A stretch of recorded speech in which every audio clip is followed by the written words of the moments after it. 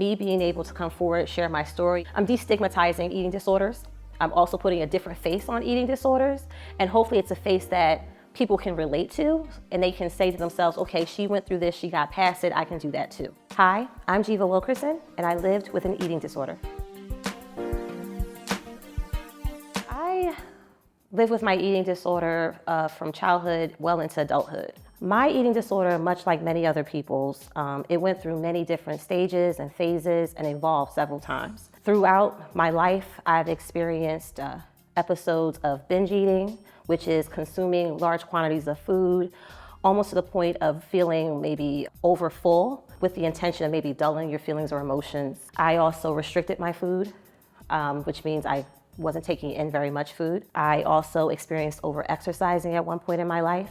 Oftentimes people have a perception of who eating disorders impact, and we have a bias that perhaps they impact cis, white, female, affluent females, but the reality is that eating disorders don't discriminate. They impact people of all sizes, of all genders, and all ethnicities. The other thing about eating disorders is that they are physical or medical conditions as well. So there can be physical manifestations of eating disorders. So for instance, feeling lightheaded or faint, having heart palpitations, even hair loss, brittle nails, feeling really cold, having GI distress or discomfort to the point where you can even have really painful episodes when you're eating. Other things can include diarrhea or constipation. Pretty much every single organ system can be impacted by eating disorders. I've lived with mental health issues since I can remember. I still live with anxiety.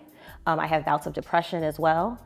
And so, my eating disorder, on top of that, already having those mental health challenges, it really just became just like I was miserable. I was trying to deal with my unresolved trauma that I hadn't yet sought any assistance or help for. And I have this eating disorder in which I'm now having all of these obsessive and intrusive thoughts about food and body all day. Thoughts telling me that my body is not good enough, telling me that, because my body's not good enough, I'm not good enough. And that showed up in how I interacted with others. So I showed up as somebody who, in my personal relationships often was just very meek and passive. But professionally, people thought I had it all together. I was a strong Black woman. No one suspected I was dealing with something that was so serious and could have been deadly, because people do die from eating disorders every day. There can be so many different triggers. One, trauma. A lot of people with eating disorders have some experience with trauma. That could be physical abuse, sexual abuse, neglect, experiencing racial trauma or discrimination. And oftentimes when we see that, people may engage in disordered eating behaviors because of that trauma, or to compensate with some of the symptoms as a result of their trauma. Other things, we actually live in a society, as you know, that essentially glorifies the white female body and glorifies thinness. So if you are in this day and age, in this society, you are being bombarded constantly with images about what the standard of beauty looks like. And I think that can also contribute to one developing an eating disorder as well. Other things that can contribute could be other psychiatric comorbidities, so experiencing symptoms of depression or anxiety or even obsessive compulsive disorder. And then when you think about systemic oppression, structural racism, all of those things can also contribute to one developing an eating disorder at some point. I didn't go to therapy for an eating disorder. So I went to therapy because of a man. So I went to therapy because I was in a relationship that was very unhealthy, because again, I wasn't really caring for myself. I didn't really love myself. So it really wasn't something I was looking for other people to love me. I wasn't expecting others to do that. I wasn't demanding that others show me love and respect when they're in relationship with me. And so I'm sitting there and I'm talking to her about this relationship and about my childhood. And I guess I must have mentioned to her my relationship to food. And after a little while, she eventually asked me, she said, "Do you think you have an eating disorder?" And I'm like, no, that's not 100% true, because I knew I had some challenges with food and body. And it had been suggested to me that it was strange, or my relationship was a little weird, like you don't eat, or why are you in the gym again? So I'd heard those things and people had suspected it, but no one had ever come to me and said, I think you might have an eating disorder. I think you should get some help for that. Well, the one thing that's really important about eating disorders, because they cross that bridge between psychiatric and medical conditions, it's really important to have a multidisciplinary team.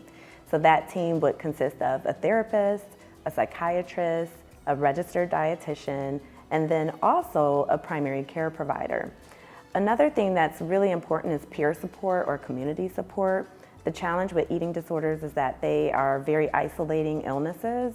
And again, because of that shame, people will often just kind of retreat to themselves and not really have the support as they're managing and dealing with their eating disorder. Initially, I didn't seek any support for my eating disorder. And one thing that, I experienced, and I know a lot of people have experienced as well and have felt the same way, is that the eating disorder becomes a part of your identity.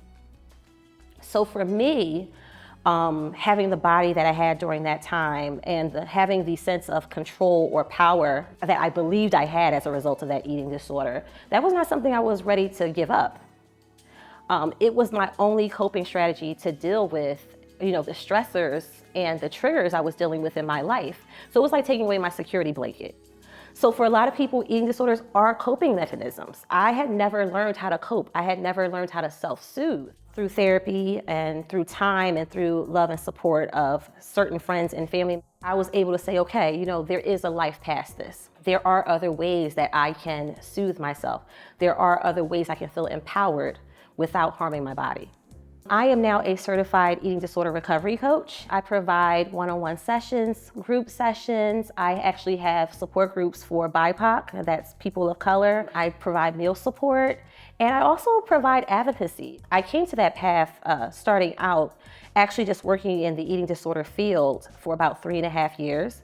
I was working with various organizations, recruiting and training and managing peer supporters, people with lived experience supporting other people in their recovery journeys. And then I got the opportunity to actually train to become a recovery coach myself. And I already knew that I was very comfortable sharing my story. I already knew that I wanted to give back. But I knew that having this face, this experience coming from where I come from, that me telling this story, it was going to be very different than what people had already heard, and also potentially more impactful to those who really need to hear it, which is other people who came from where I come from. People who are probably living with this illness and have no idea what it is, or living with a lot of shame, maybe potentially even some guilt around it. And so seeing someone like me and me being able to say, I lived through this and I got past it, I wanted to be able to get that message out there.